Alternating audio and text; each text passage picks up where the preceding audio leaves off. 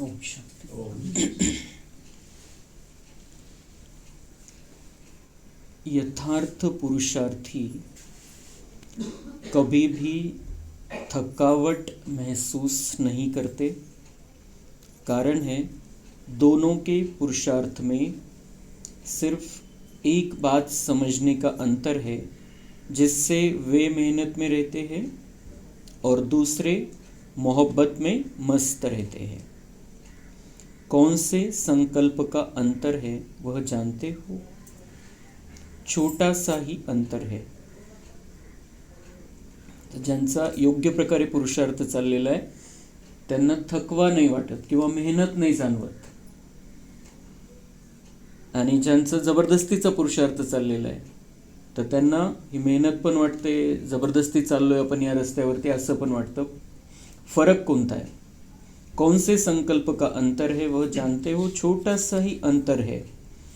एक समझते हैं कि हम स्वयं चल रहे हैं, चलना पड़ता है, सामना करना पड़ता है।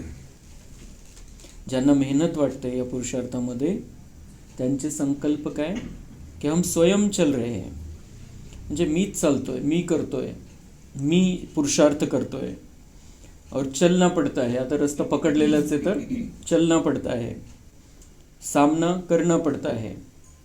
और दूसरे है, ये दूसरी कैटेगरी में हमको आना है। दूसरे कौन है? जो संकल्प से भी सरेंडर है।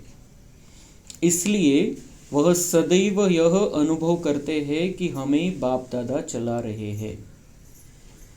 हमें ये स्थिति मन की रखते हुए पुरुषार्थ में आगे बढ़ना है कि हमें बाप दादा चला रहे हैं। हम संकल्प से भी बाबा को समर्पित है, मन बुद्धि से बाबा को समर्पित है, और बाप दादा अभी दोनों भी है।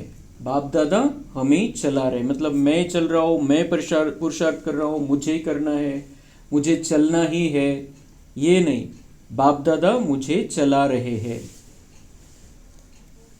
मेहनत के पाँव से नहीं लेकिन स्नेह की गोदी में चलते रहते हैं।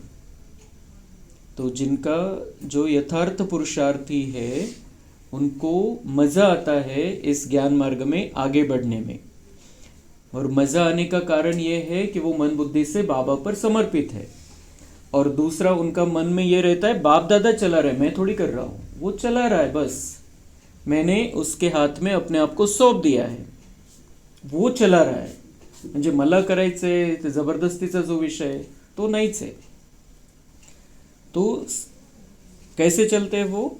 जो यथार्थ पुरुषार्थी है वो मेहनत के पाव से नहीं चलते लेकिन स्नेह की गोदी में चलते रहते हैं। जसं छोटा बाळ कडेवरती घेतलेलं आहे गोदीमध्ये, तर त्याला मेहनत थोडीच चालायची, तो घेऊन जातोय, घेऊन जाणार आहे ज्यांनी कडेवरती घेतलेलं आहे। तो ऐसे जो यथार्थ पुरुषार्थी है वो ऐसा समझते हैं हम बाबा की गोदी में बैठे और बाबा ले चल रहा है, हमको चला रहा है। इसलिए वे स्नेह के पाव से चलते जिसमें थकावट नहीं होती। तो चलने का विषय क्या है? पैर। पैर तो बाबा कह रहे, वो पैर का उदाहरण लेके बाबा कह रहे वो मेहनत के पाव से चलते हैं और ये स्नेह के पाव से चलते हैं, स्नेह की गोदी में चलते हैं। स्नेह की गोदी या झोली में सर्व प्राप्तियों की अनुभूति होने के कारण वह चलते नहीं लेकिन उड़ते रहते हैं। स्थिति कशी राहील मनाची? जैसे उड़ रहे हैं। चलने में तो थकावट होती है, लेकिन जो बाबा की गोदी में है, जो स्नेह में है, जो यथार्थ पुरुषार्थी है, उनको लगेगा हम चल नहीं रहे, उड़ रहे हैं हम तो थकावट का विषय ही नहीं है। सदा खुशी में, आंतरिक सुख में, सर्व शक्तियों से उड़ते रहते हैं। सदा खुशी में रहते हैं, आंतरिक सुख में और सर्व शक्तियों के साथ उड़ते, म्हणजे मध्ये सगळं राहील, सुख, शांती आणि शक्ती सगळ्या प्रकारच्या। तो ऐसा हमें अपना ये संगम युगी जीवन बनाना है। जबरदस्ती नाही चालायचं आहे, बाबांवरती स्वतःला सोपून द्यायचंय, मग तो चालवतो, तो गाईड करतो, रोज ट्रेनिंग देतोय, रोज शिकवतोय कैसे चलना है, कैसे उसका साथ लेना है, कैसे उसकी शक्तियों में चलना है, वो रोज सिखाता है हमको। तो चलना तो बहुत सहज है, मन बुद्धि से उसके ऊपर हमें अपने आप को सौंप देना है। कई बच्चे समझते हैं कि संगम युग पुरुषार्थी जीवन का है और भविष्य जन्म प्रारब्ध का जन्म आहे. म्हणजे जे काही करतोय पुढच्यासाठी करतोय, आज काही खरं नाही, म्हणजे आजच्यासाठी करत नाहीये काही, असं समजतात काही बच्चे की ये आता तर आपल्याला पुरुषार्थच करायचा आहे आणि सगळं काही भेटणार आहे ते सतयुगामध्ये भेटणार आहे. तो वे समझते हैं कि बाप दादा का वायदा है 1 2 और लाख लो, वह वायदा भविष्य के लिए है. 1 2 और लाख लो, यह वायदा भविष्य के लिए. वो क्या समझते हैं? बाप दादा का वायदा है 1 2 और लाख लो. क्या दो? हम मनसा वाचा कर्मना तन मन धन से जो सेवा करते हैं, जो पुरुषार्थ करते हैं, 1 गुना किया लाख गुना मिलेगा. तो कब मिलने वाला है? क्या समझते हैं कुछ बच्चे? सतयुग में मिलेगा. बाबा का जवाब, यह वो समझते कि यह वायदा भविष्य के लिए है. तो बाबा कह रहे हैं लेकिन नहीं, यह वायदा संगम युग का ही है. जैसे सर्वश्रेष्ठ टाइटल्स इस समय के हैं, वैसे सर्व प्राप्तियों का अनुभव, सब वायदों की प्राप्ति इस समय होती है. सर्वश्रेष्ठ टाइटल इस समय के हैं. हम यहाँ पर कौन है? मास्टर सर्वशक्तिवान है, हम शिव शक्तियाँ है, हम सब इस विश्व की आधार मूर्त है, उद्धार मूर्त है. तर मग आत्ता टाइटल आणि प्राप्तीनंतर असं कसं होईल? तो बाबा कह रही ये सारा आपको अभी मिल रहा है, वो भविष्य में साथ में आएगा रिकॉर्डिंग के रूप में, वो तो अलग है, लेकिन यहाँ तो मिल ही रहा है. तर बाबा म्हणताय तुम्ही हे जे काही करताय आणि या रस्त्यावरती चालताय, तर तुम्ही इथल्यासाठी पण चालताय. भविष्य रेकॉर्डिंग होईल ती होईल, पण तुम्हाला आज गरज आहे, आज शांतीची गरज आहे, आज शक्तीची गरज आहे, आज सुखाची गरज आहे. तो कितना क्लियर कर रहा है बाबा कि अभी मिल रहा है आपको, और वो रिकॉर्डिंग बनती जा रही है ऑटोमेटिक, वो साथ में भी चलेगी. पण प्राप्ती आत्ता आहे, आत्ता आपण प्राप्त करतोय, तर आता सुख प्राप्त करतोय, शांती प्राप्त करतोय, तर इथं जर आहे तर आपल्याला तर मिळतच आहे, मिळणारच आहे, मिळायलाच पाहिजे. तो जैसे सर्वश्रेष्ठ टाइटल्स इस समय के हैं, वैसे सर्व प्राप्तियों का अनुभव, सब वायदों की प्राप्ति इस समय होती है. भविष्य तो है ही, लेकिन भविष्य से भी वर्तमान श्रेष्ठ है. भविष्य तो है ही, वो तो सवाल ही नहीं है. भविष्य तो है ही, हमारा वो भाग्य तो बन ही रहा है, पण बाबा म्हणता है भविष्य से भी वर्तमान श्रेष्ठ है. क्योंकि वर्तमान में हम किससे जुड़े हैं? डायरेक्ट भगवान से जुड़े हैं. हा खूप महत्त्वाचा विषय की संगम युगामध्ये परमात्म्याचा पार्ट सतयुगामध्ये नाहीये, त्रेतायुगामध्ये नाहीये, द्वापर कलियुगामध्ये तेवढ्यापुरता तेवढा आहे, भक्तांची भावना पूर्ण करण्यापुरता फक्त.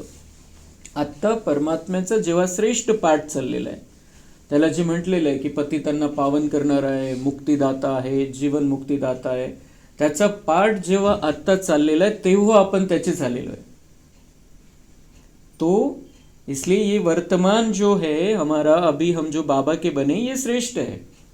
आणि म्हणून संगम युगाला म्हटलेलं आहे की हे हिऱ्यासारखं युग आहे.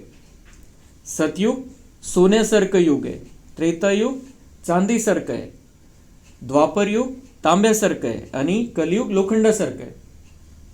तर हे आताचं जे संगम युग आहे हे सतयुगापेक्षाही श्रेष्ठ आहे, कारण आता बाबांच्या सोबत आपला पाठ चालू है. तो ये बहुत बड़ी बात को हमको बुद्धि में रखना है सदा, कि मेरा पार्ट किसके साथ है? इस दुनिया की जो सर्वोच्च सत्ता है उसके साथ में मेरा पार्ट है, उसकी मैं भुजा हूँ, वो मेरे द्वारा इस दुनिया के परिवर्तन का कार्य कर रहा है. कलयुग बदलून सतयुग यायचं है, तो उसमें मैं मददगार हूँ भगवान का. इसलिए ये अभी का जो जीवन है, अगर मैं भगवान को मदद कर रहा हूँ तो प्राप्ति अभी न हो ऐसे हो नहीं सकता. जर प्राप्ती होत नाही आहे किंवा जाणवत नाही आहे तर याचा अर्थ आपण आपली बुद्धी भरकटलेली आहे, बाबांशी एकाग्र नहीं है. बाबा के साथ अगर हम हैं, बाबा से हमारा प्यार का रिश्ता है, तो अभी उन प्राप्तियों का अनुभव नहीं हो, ये हो ही नहीं सकता है, क्योंकि वो शांति का सागर है, प्यार का सागर है, उस संगम में हमारा उसके साथ पाठ चल रहा है. तो इस समय ही एक कदम अर्थात एक संकल्प बच्चे करते हैं कि बाबा हम आपके हैं, और रिटर्न में बाप हर संकल्प बोल और कर्म में अनुभव कराते हैं कि मैं आपका हूं, अर्थात बाप आपका है। इस समय हमारा एक कदम, बाबा कह रहे एक कदम संकल्प का, आप संकल्प करते हो कि बाबा हम आपके हैं, तो हम करते हैं संकल्प। करते हैं मतलब एक बार कर दिया, हो गया फाइनल। करते हैं मतलब वो बार बार करने की जरूरत ही नहीं, पक्का हो जाना चाहिए मैं बाबा का हूं। तो जब मैंने पक्का कर लिया कि मैं बाबा का ही हूं, और जब तक संगम युग है, जब तक मैं हूं, तब तक मैं बाबा का ही हूं। और बाद में तो रहना ही, मैं याद रखूं नहीं रखूं, लेकिन मैं तो बाबा का हूं ही। लेकिन अभी संगम युग में मैं डायरेक्ट बाबा का बना हूं। ये जब हम वायदा करते हैं, जब हमें पक्का रहता है, तो रिटर्न में बाप हर संकल्प बोल और कर्म में अनुभव कराते हैं कि मैं आपका हूं। अगर हमने ये वायदा कर लिया, हम बाबा के बन गए, तो हर संकल्प बोल और कर्म में हमको अनुभव कराएगा वो कि वो हमारा ही है और वो हमारे साथ में है, और उसके साथ से हम संकल्प कर रहे हैं, बोल रहे हैं, तो वो ये अनुभव कराता है। तो अर्थात मैं आपका हूं, अर्थात बाप आपका है। एक संकल्प का रिटर्न सारे संगम युग की जीवन में बाप आपका ही हो जाता है। एक संकल्प का रिटर्न, जो दिल से संकल्प करता है बाबा मैं आपका हूं, बाबा मैं आपकी हूं, तो बाबा म्हणता है की ये इसका रिटर्न, त्याची रिटर्न कसा मिळतो आपल्याला, त्याची परतफेड बाबा कशी करतो, संगम युग के जीवन में बाप आपका ही हो जाता है। सारे संगम युग के जीवन में बाप आपका हो जाता है। किसके आधार से? सिर्फ एक संकल्प कि बाबा मैं आपका हूं। इसलिए तो बाबा कहते हैं कि जो आकर गया, कोर्स कर लिया, एक बार भी उसने बाबा कह दिया दिल से, तो उसका 33 करोड़ में नंबर लग गया। तो ये बाबा क्यों कहता है? उसका आधार ये है कि आप एक बार संकल्प कर लो, उसका रिटर्न बाबा की तरफ से फाइनल हो जाता है। फिर वो छोड़ भी देते हैं बच्चे हाथ, लेकिन बाबा की तरफ से ये रिटर्न फाइनल हो जाता है कि वो बन जाता है हमारा।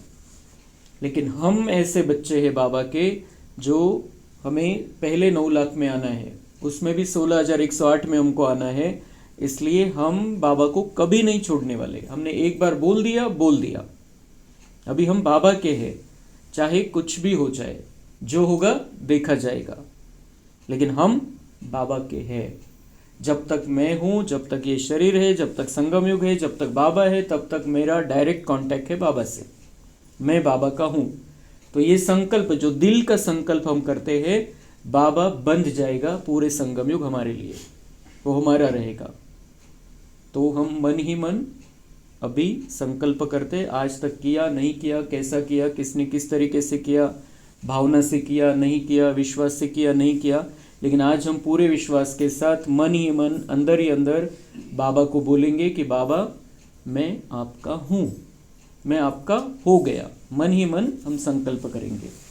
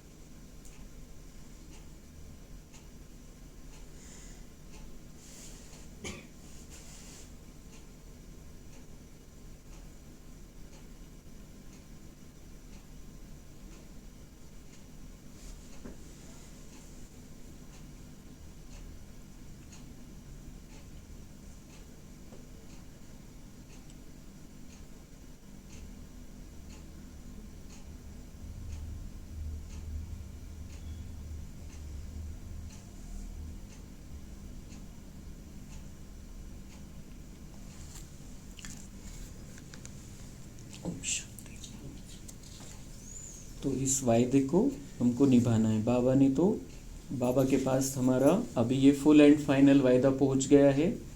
अभी बाबा के रिकॉर्ड में ये दर्ज हो गया है कि हम बाबा के हैं, लेकिन अब हमें उसका साथ और हाथ नहीं छोड़ना है। तो एक संकल्प की रिटर्न सारे संगम युग के जीवन में बाप आपका ही हो जाता है। एक का सिर्फ लाख गुना नहीं मिलता, लेकिन जब चाहो, जैसे चाहो, जो चाहो, बाप बंधा हुआ है, सर्वेंट रूप में बंधा हुआ है। बाबा इस तरीके से अपने आप को बांध लेता है। बाबा म्हणता है की मी बांधले गेलो, जब आपने वादा कर लिया मैं अब बंध गया हूँ, आपकी सेवा में हाजिर हूँ। आता आपल्याला ती सेवा घेता आली पाहिजे, एवढाच विषय। वो सेवा के भाव से नहीं लेना है, लेकिन बाबा उसको सेवा ही समझता है। तो एक का लाख गुना तो क्या, लेकिन अनगिनत बार का रिटर्न मिलता है। वर्तमान समय का महत्व चलते चलते भूल जाते हो। वर्तमान समय का महत्व चलते चलते भूल जाते हो। ये वर्तमान समय जो संगम युग का समय हमको मिला है, बाबा कह रहे चलते चलते ये नॉर्मल हो जाते, हाँ आहेच बाबाचे आपण, वो ये नहीं होना चाहिए। त्याचं सीरियसनेस, गंभीरता पाहिजे कि हम किस युग में है, किसके साथ में है, और जो वो जिस तरीके से चलाना चाहता है उस तरीके से हमको चलना है। इस संगम युग को वरदान है कौन सा वरदान है संगम युग को? स्वयं वरदाता ही आपका है। स्वयं वरदाता, भाग्य विधाता, जो कुछ भी उसकी हमने महिमा की थी वो पूरा की पूरा हमारा हो गया है। फक्त विषय हा असतो त्याच्यामध्ये की आपलं प्रेम किती आहे त्याच्यावरती, आपला निश्चय किती है। तो फिर वो हमारा है और हमारे लिए हर पल हाजिर है, और उसके वरदानों की बरसात हमारे पर होती रहेगी, और फिर पुरुषार्थ नहीं रहेगा हमारे लिए, बस खेल हो जाएगा। तो स्वयं वरदाता ही आपका है। जब वरदाता ही आपका है तो बाकी क्या रहा? बीज आपके हाथ में है, जिस बीज द्वारा सेकंड में जो चाहे वह ले सकते हो। सिर्फ संकल्प करने की बात है। शक्ति चाहिए, सुख चाहिए, आनंद चाहिए, सब आपके लिए जी हजूर है, क्योंकि हजूर ही आपका है। संकल्प करो और जो चाहे मिल जाएगा, क्योंकि बीज आपके हाथ में है। उस बीज में शांति है, सुख है, प्यार है, आनंद है, और उसका कोई लिमिट ही नहीं है। और वो बीज ही बाबा कह रहे आपके हाथ में आ गया है। सिर्फ संकल्प करो कि अभी शांति आ रही है, अभी सुख आ रहा है, अभी प्यार मिल रहा है बाबा से। तो बाबा कह रहे ये सब आपके लिए ही मतलब हाजिर है, हर पल हाजिर है, क्योंकि जो हाजुर है, जिसको आप समझते थे कि वो मालिक है सारे खजानों का, बाबा कह रहे वो ही पूरा की पूरा आपका है। तो उसका पूरा हमारा हो गया, अधिकार से हमको लेते आना चाहिए। मेहनत से निकल स्नेह की मोहब्बत की गोदी में आ जाओ। चल रहे हैं नहीं, लेकिन चला रहे हैं। तो मेहनत से निकलो, पुरुषार्थ पुरुषार्थ पुरुषार्थ, ये करना है, वो करना है, ये नियम में चलना है, वो नियम में चलना है। बाबा चला लेगा बराबर। सिर्फ हमें अपने आप को बाबा पर सौंप देना है, कुछ भी मुश्किल महसूस नहीं होगा। पुरुषार्थ, आता पुरुषार्थ म्हणजे काय? मेन बाकी सगळ्या गोष्टी आहे, सगळं काही करायचं आहे आपल्याला। दिव्य गुणांची धारणा करायची, सगळ्या शक्ती धारण करायच्या, विकर्मांचा विनाश करायचा आहे। पण मेन पुरुषार्थ, बेसिक पुरुषार्थ हा आहे की मी पुरुष म्हणजे मी आत्मा या रथामध्ये आहे। पुरुषार्थ, पुरुष या रथामध्ये आहे। पुरुष म्हणजे आत्मा, मी आत्मा पुरुष या रथामध्ये आहे।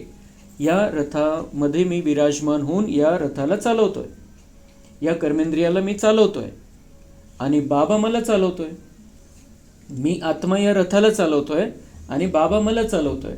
आणि मी आत्मा कसं आहे? दिव्य गुणधारी, सर्व शक्ती संपन्न अशी आत्मा आहे। या स्थितीमध्ये टिकणं हाच पुरुषार्थ आहे। या स्थितीमध्ये टिकणं म्हणजेच दिव्य गुणांची धारणा पण होऊन जाईल, पापकर्म पण जे आहे ते भस्म होऊन जातील। आत्मिक स्थितीच्या द्वारे सगळं काही शक्य आहे।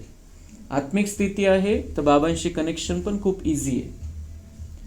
बाबांशी कनेक्शन का होत नहीं, अनुभव का होत नहीं? कारण आत्मिक स्थिति नहीं है।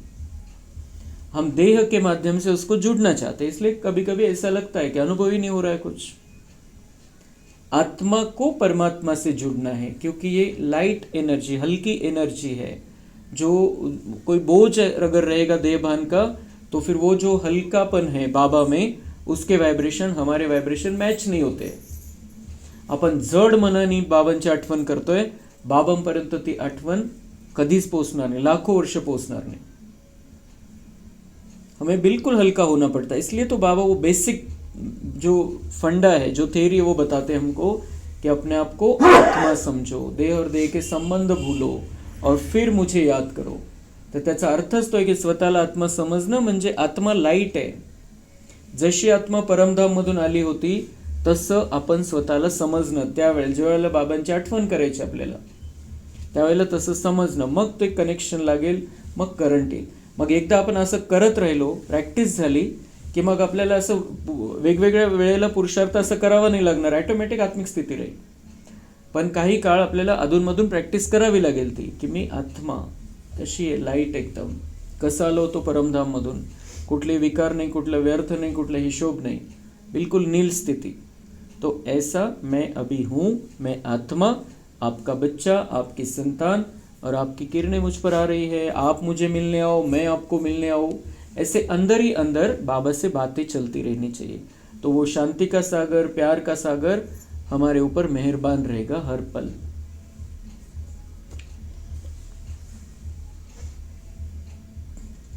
तो सदा हजूर को बुद्धि में हाजिर रखो तो सर्व प्राप्तियां भी सदा जी हजूर करेगी. अगर हजूर हाजिर है तो सर्व प्राप्तियां भी चुंबक के समान आपे ही सदा आकर्षित होती जाएगी. समझा? ये सारी अलग अलग प्रकार की आइडियाज बाबा हमको बताता रहता है. बाबा कह रहा है मुझे अगर बुद्धी में रखोगे तर काय होईल, तुमची बुद्धीच चुंबक सारखं काम करेल आणि ते चुंबकाकडे जे आहे शांती, सुख, प्रेम, आनंद ऑटोमॅटिक आकर्षित जाईल, आकर्षित होईल ऑटोमॅटिक. बाप दादा बच्चों की मेहनत देख सहन नहीं कर सकते. सहन शक्ति का बादशाह कह रहा है मैं नहीं सहन कर सकता. म्हणजे मला चांगलं नाही वाटत, तुम्ही मेहनत करताय, मला चांगलं नाही वाटत. 2500 वर्षापासून आपण मेहनत करत आलो. कुठं कोणत्या मंदिरामध्ये गेलो, कोणत्या तीर्थस्थानावरती गेलो, कोणते उपवास केले, कोणते व्रत केले, कोणते यज्ञ, होम, हवन, पूजा, पाठ, जप, तप, काय काय नाही केलं आपण 63 जन्मामध्ये. पण प्राप्ती काय झाली? इथं येऊन पोचलो. कुठे येऊन पोचलो? एक पॉझिटिव्ह प्राप्ती ही झाली की त्या मेहनतीमुळे संगमयुगामध्ये आलो, आणि निगेटिव्ह प्राप्ती ही झाली की बाबा तसा भेटलाच नाही. बाबांनी त्या आपण जे इथं येऊन पोचलो, आपली ती क्वालिटी आपण दाखवून दिली म्हणून बाबांनी आपल्याला निवडलं. पण भक्तीमध्ये त्याला आपण शोधू नहीं शकलो. तो बाबा हमको मिला, हम बाबा के हो गए हैं. ये बहुत महत्वपूर्ण ऐसा हमारे जीवन में ये परिवर्तन हो गया है. और अब बाबा ये चाहता है कि अब बच्चे कोई मेहनत नहीं करे, बस मुझे साथ में रखो, अपने आप को आत्मा समझो. कोई मेहनत करने की ज़रूरत नहीं है. सब कर लिया, जो मेहनत करनी थी कर ली. अब कुछ भी नहीं करना है, मन बुद्धि से बाबा को साथ में रखना है. जो वायदे करते हो कि जहाँ बिठाएंगे वहाँ बैठेंगे, जो कहेंगे वह करेंगे, तो बाप की बंधनी आत्मा हो या कर्म बंधनी आत्मा हो, यह भी बाप ने डायरेक्शन दिया है कि कर्म करो, आप स्वतंत्र हो. चलाने वाला चला रहा है, आप चल रहे हो. तो बाबा कह रहे हैं आप बस कर्म करते रहो. आप कर्म बंधनी आत्मा नहीं हो. अभी कर्म बंधन का समय गया. अभी बाबा जैसा चलाएगा वैसा चलना है, लेकिन फिर भी कर्म करने के लिए हम स्वतंत्र हैं. बाबा कह रहे हैं आप स्वतंत्र हो, चलाने वाला चला रहा है, आप चल रहे हो. ऐसा ही समझो कि वो चलाने वाला चला रहा है और मैं तो अपनी उसकी श्रीमत पर अपनी मर्जी से कर्म कर रहा हूँ, उसकी श्रीमत पर कर रहा हूँ. आपकी सरस्वती माँ की यह विशेष धारणा थी, हुक्मी हुकुम चला रहा है, तब नंबर 1 आगे ले लिया, ऐसे फॉलो मदर फादर. तो सरस्वती माँ की विशेष धारणा, मम्मा की विशेष धारणा थी, हुक्मी हुकुम चला रहा है, म्हणजे वो चला रहा है, मैं चल रही हूँ, मैं निमित्त हूँ. हुक्मी हुकुम चला रहा है, उसके हुकुम पर मैं चल रहा हूँ. तर बाबा म्हणताय की असं तुम्ही फॉलो करा. मम्मा नंबर 1 गेली, सगळ्यात पहिले ती संपूर्ण बनली. ब्रह्माबाबांना मागे सेवा होती अजून बाकी, म्हणून ते 4 वर्षानंतर संपूर्ण बनले, समजा ड्राम्यानुसार. पण मम्मांचे संपूर्णतेचं रहस्य बाबा म्हणताय उनकी संपूर्णता का रहस्य विशेष धारणा ये थी, हुक्मी हुकुम चला रहा है, उसका हुक्म सर आंखों पर, उसने कहा बस मुझे करना है। और वो कब कहता है हमको? अभी रोज मुरली में कहता है, और वैसा हमको चलना है। एक रस स्थिति बनाने का साधन है एक बल एक भरोसा, सदा एक बल एक भरोसा, इसी लगन में रहते हैं। और कोई भी रस ऐसी आत्माओं को आकर्षित नहीं कर सकता जो एक बल एक भरोसा, एक बल एक से शक्ति लेना है, एक पर संपूर्ण निश्चय, बाबा पर संपूर्ण निश्चय, और बाबा से शक्ति लेना है। ऐसी स्थिति में जो रहेंगे, बाबा कह रहे उनको इस दुनिया का कोई भी रस आकर्षित नहीं कर सकता। इस दुनिया की कोई वस्तु, कोई व्यक्ति, कोई वैभव या कोई भी कुछ भी इस दुनिया का, ये पुरानी दुनिया जो छीछी दुनिया है, उसका कोई भी ऐसी आत्मा को आकर्षित नहीं कर सकता, क्योंकि आकर्षित होंगे भी तो उधर दुख में पड़ेंगे, कुछ न कुछ प्रॉब्लम होंगे, परिस्थितियां निर्माण हो जाएगी। ऐसी आत्माएं सदा स्वयं भी लाइट हाउस बन निर्विघ्न होकर चलते हैं और अनेकों को निमित्त रास्ता दिखलाने वाले बनते हैं। तो रोज कितनी आत्माओं को लाइट हाउस बनकर रास्ता दिखाते हो, यही ब्राह्मणों का कर्तव्य है, यही धंधा अथवा व्यवहार है। तो बाबा कह रहे हैं जो ऐसे रहते एक बल एक भरोसा और इस दुनिया में आकर्षित नहीं है, अपने आप को समझते हैं कि बाबा की सेवा पर मैं हाजिर हूँ, तो ऐसी जो आत्माएं हैं ये अनेकों को रास्ता दिखाने के निमित्त बन जाती। सब दुख में भटक रहे हैं, सब बेचारे परेशान हैं, अशांति में है, टेंशन में है, स्ट्रेस आ जाता है, डिप्रेशन में चले जाते हैं। दुनिया में क्या क्या हो रहा है, कैसी कैसी परिस्थितियां हैं भयंकर। और जो एक बल एक भरोसे वाली आत्मा है उसको सबके लिए लाईट हाऊस बनना है, म्हणजे त्यांच्या जीवनामध्ये उजेड आला पाहिजे ज्ञानाचा प्रकाश त्यांच्या जीवनामध्ये पसरवायचा आहे, म्हणजे त्यांना बऱ्याचशा गोष्टी क्लिअर होतील, त्यांच्या समोर बरंचसं काही स्पष्ट होईल कि मुझे क्या करना है, मेरा कैसा जीवन है अभी और मुझे क्या करना ज़रूरी है, ये उनके सामने स्पष्ट हो जाएगा, उनको थोड़ी दुख अशांति से मुक्ति मिलेगी। तो बाबा कह रहे हैं कि हिसाब लगाओ रोज कितनी आत्माओं को लाइट हाउस बनकर रास्ता दिखाया। तो अलग अलग तरीके रास्ता दिखाने के, तो बाबा कह रहे लेकिन एक भी दिन ऐसा नहीं जाना चाहिए कि आपने किसी को रास्ता दिखाया नहीं।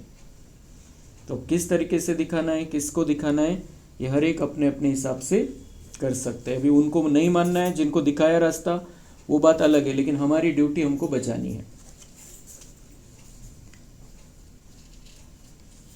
कई बच्चों का एक संकल्प पहुंचता है कि बाप तो निर्बंधन है और हमें तो देह का बंधन है, कर्म का बंधन है, लेकिन बाप दादा यह क्वेश्चन पूछते हैं, अब तक क्या देह सहित त्याग नहीं किया है? तो बाबा तो हर बात का जवाब देता है। जो संकल्प बाबा के पास पहुंचते हैं, तो बाबा के पास कौन सा संकल्प पहुंचता है बच्चों का, म्हणजे एवढं काही करायला सांगतो आम्हाला तो, आणि तो तर त्याला तर स्वतःला तर काही बंधनच नाही आहे, आणि आम्हाला तर शरीराचं बंधन आहे, कर्माचं बंधन आहे, नातेवाईकांचं बंधन आहे, परिवाराचं बंधन आहे, त्याला कुठलं बंधन आहे?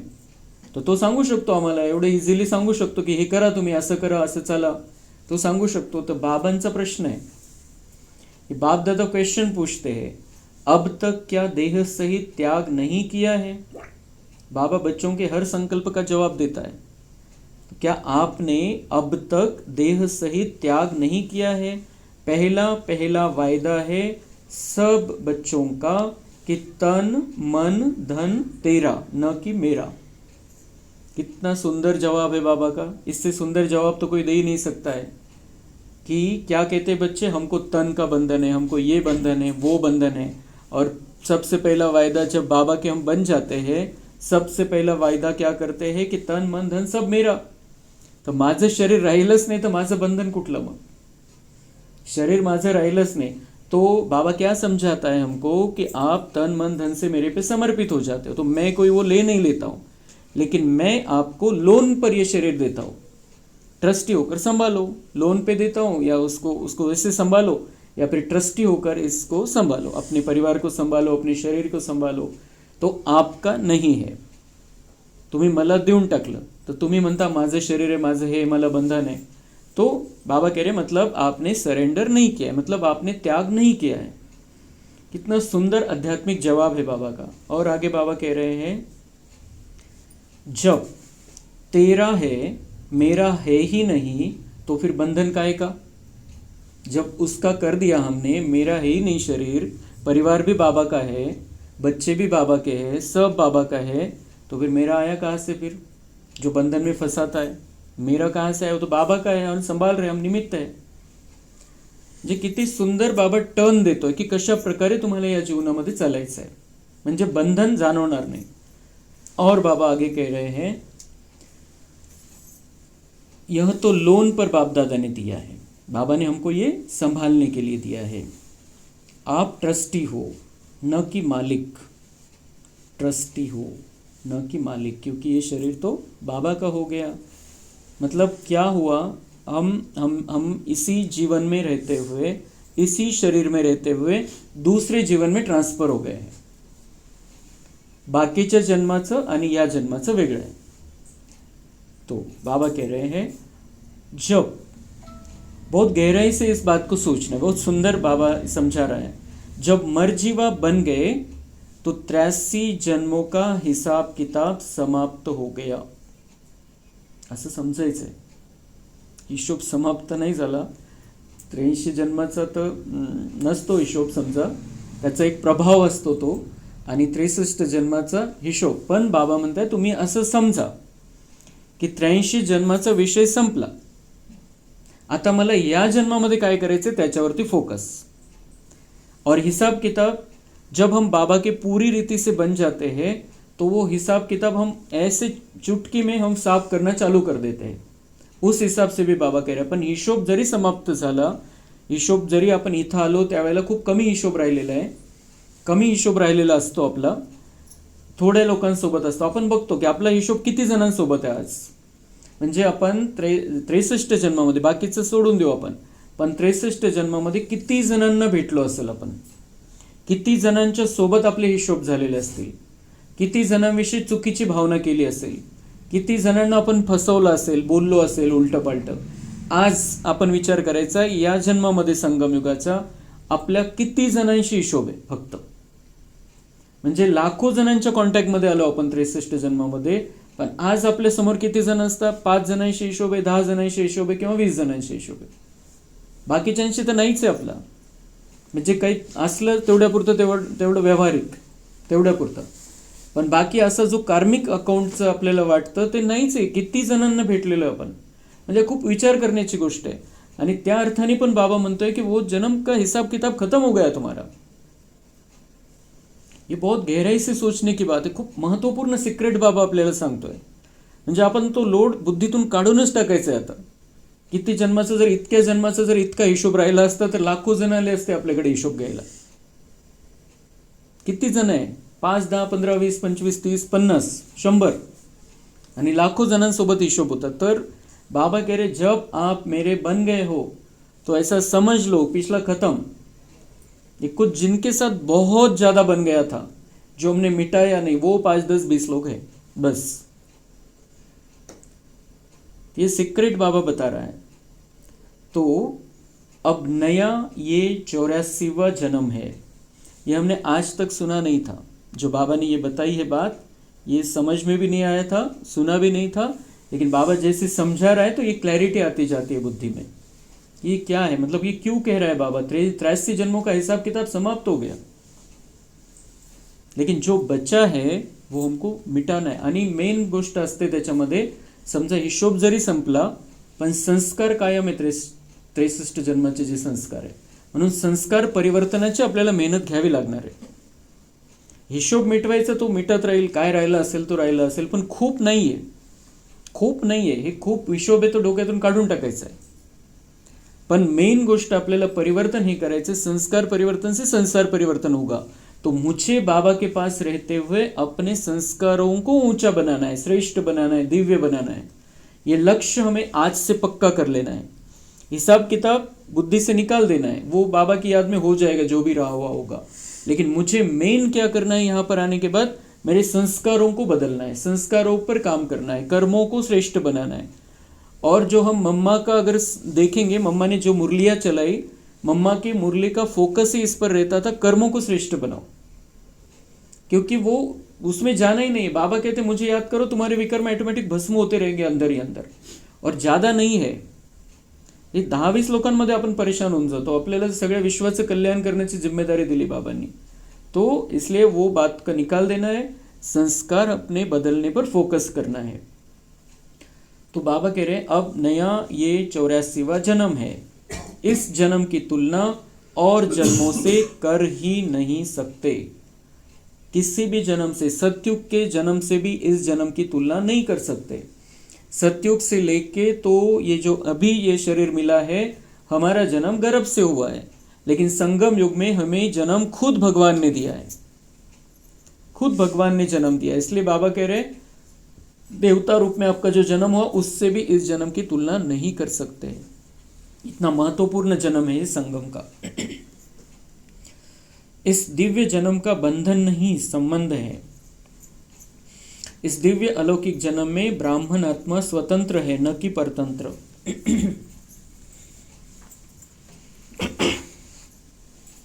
तेरे कर्म को, तेरे को मेरे में लाते हो तब परतंत्र होते हो। तेरे को मेरे में लाते हो, हम स्वतंत्र हो गए, बाबा को सौंप दिया सब कुछ, बाबा ने संभालने को दिया, तो हमें उसका कोई बंधन ही नहीं है, बंधन समझना ही नहीं है। तेरे को मेरे में, जब हम मेरा समझते, मेरा मेरा करते हैं, तब बाबा कह रहे फिर वापस बंधन में आ गए। इसलिए बाबा को सौंप दिया, हमें संभालना है बस।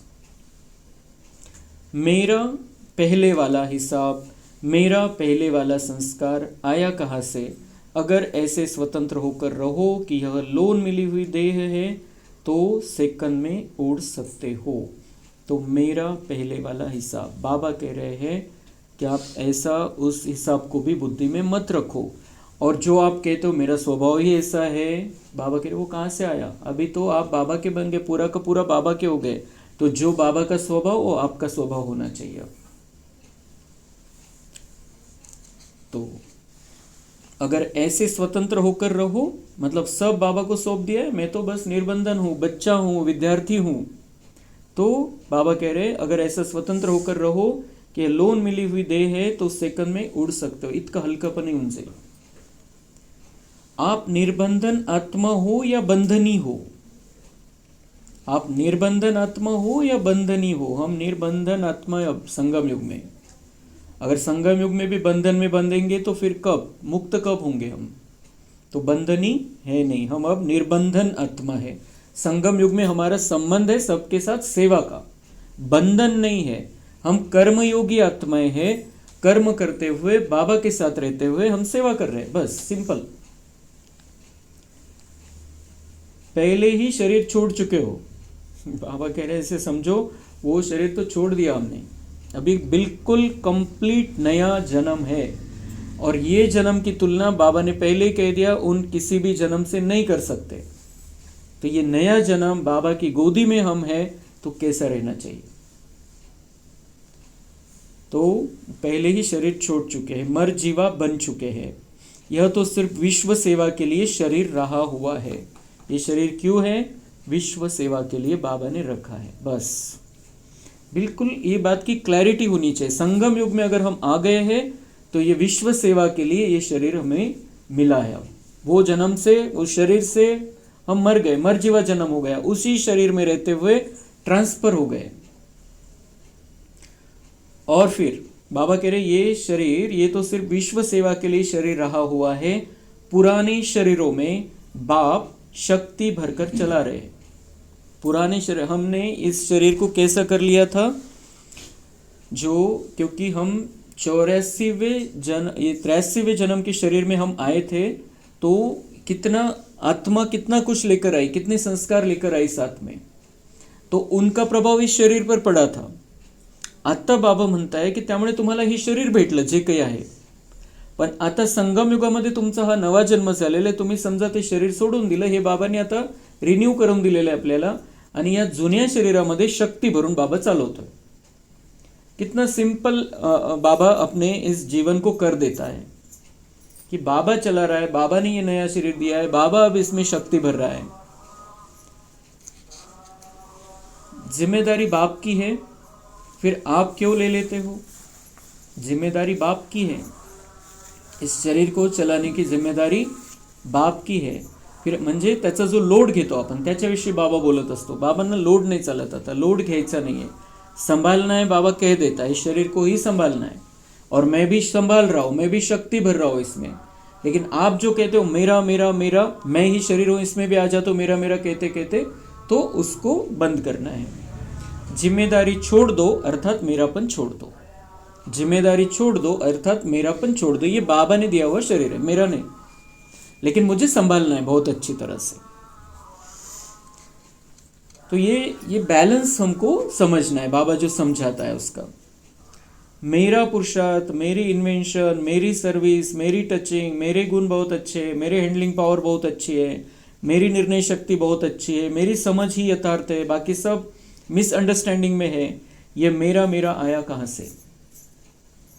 ये मेरा मेरा आया कहाँ से? अगर बाबा का हो गया सब कुछ तो फिर मेरा नहीं. जो बाबा मेरे अंदर गुण भर रहा है वो मैं सबको दे रहा हूँ, वो ऐसे ही मैं कर रहा हूँ.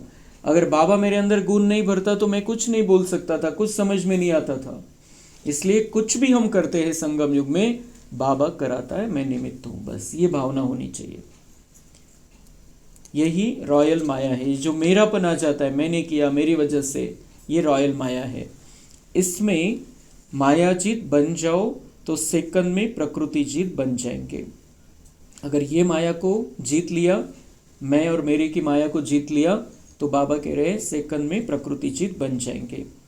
प्रकृति का आधार ले, मतलब ये शरीर पर भी विजय, शरीर के 5 तत्वों पर विजय प्राप्त कर लेंगे, शरीर को चला सकेंगे अच्छी तरह से, और फिर ये जो प्रकृति के निसर्ग के 5 तत्व है उन पर भी हमारा नियंत्रण स्थापित हो जाएगा.